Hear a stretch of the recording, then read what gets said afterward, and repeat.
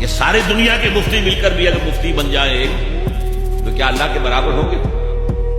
اور اللہ کا فتویٰ یہ ہے جو اللہ کی اتاری ہوئی شریعت کے مطابق فیصلے نہیں کرتے وہی تو کافر ہے، وہی تو ظالم ہے، وہی تو مشرک ہے، وہی تو فاسق ہے، وہی تو سرکش ہے۔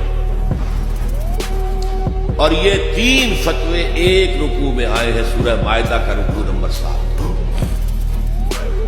تو یہ شہادت جو ہے، یہ شہادت گہے الفت میں قدم رکھنا ہے۔ لوگ آسان سمجھتے ہیں مسلمان ہونا، ٹھیک ہے کہہ دیا اشہد ان لا الہ الا اللہ واشہد ان محمد رسول اللہ، اب تمہیں معلوم نہیں ہے شہادت گاہ میں آ گئے۔